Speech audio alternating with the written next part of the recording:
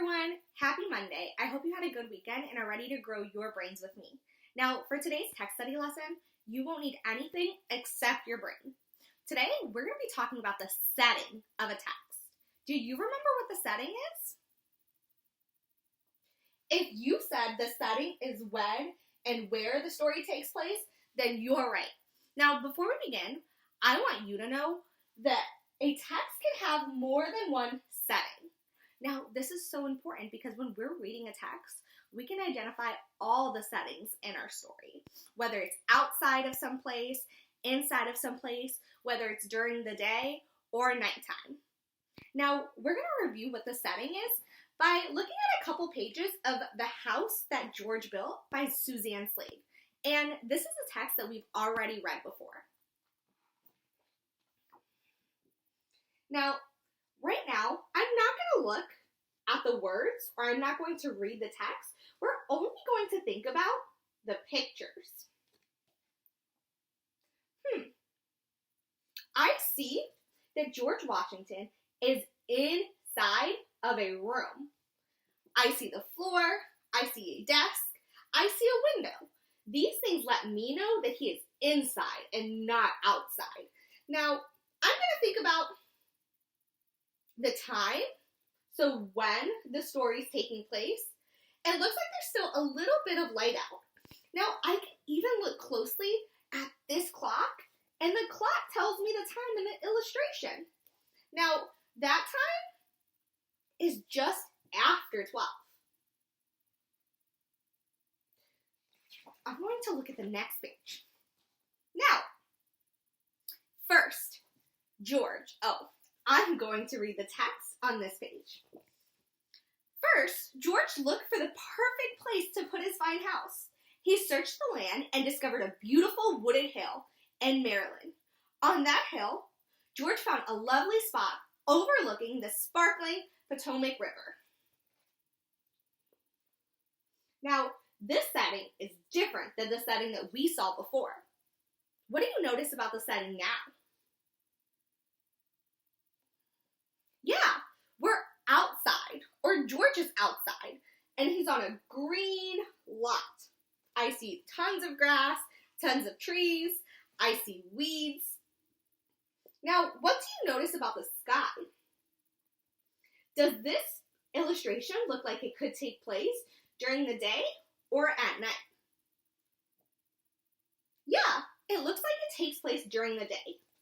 Now, that is how we identify the setting in a text. We think, where and when does the story happen? Now, we're going to start a brand new text today. And the text that we're going to be reading is Jack and the Beanstalk. And it's by Richard Weber, Niamh Sharkey, and Richard Hope.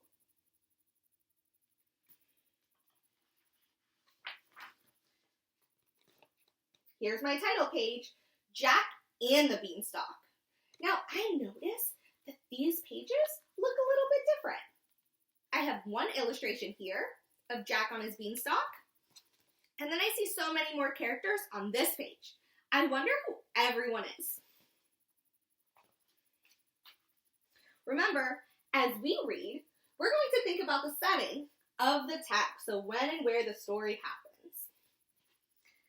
I'm not going to start by saying that Jack was lazy when there was an adventure in the offing. He was not lazy at all, but most of the time he just did a little bit of this and a little bit of that. Sounds like Jack isn't getting a lot done. Jack lived with his mom and Daisy, the cow, in a tumble-down farmhouse a little way out of town. Jack's mom liked to do just a little bit of this and a little bit of that as well. They didn't have very much money, but they didn't have much of a care. Now, I read the text, and I'm going to look closely at the picture or the illustration to think, what is the setting of our story? I see a house. This is a purple house. I see a green lawn. I see a cloudy sky. Yeah, so this is outside, probably of Jack's house. I see that this character looks just about the same as this character. So I'm going to think that that might be Jack. Jack knew better than to argue. Besides, he was very hungry. So the next day, he got up to the sunrise and set off down the lane with Daisy in tow. Remember, that's his cow. Now, I heard something when I was reading the text. And the word that I heard that's going to help us identify the setting is the word sunrise. Say it? Yeah, sunrise. The sun is rising, or it's just coming up. That happens really early in the morning. Now, this text is a little bit different because I don't see a super dark sky or super bright sky or colors that we usually think of when we think of the sky. I see green everywhere.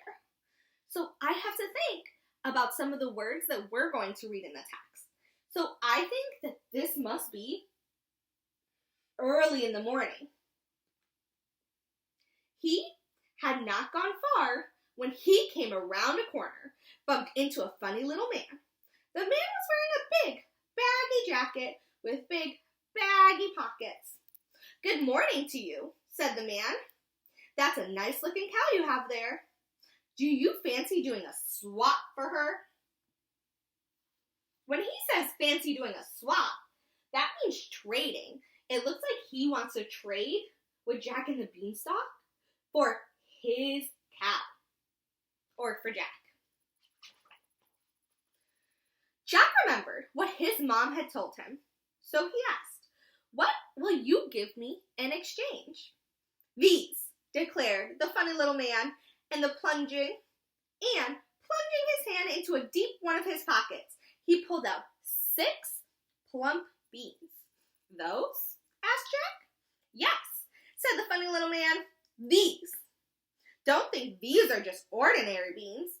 Oh no, these are magic beans.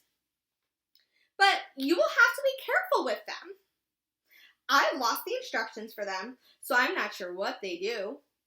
Well, there was nothing Jack loved better than magic. So he handed over Daisy, took the beans, and hurried home. Do you think Mom's going to be happy about that? I mean, he doesn't have instructions, and it seems a little weird. I guess we'll find out.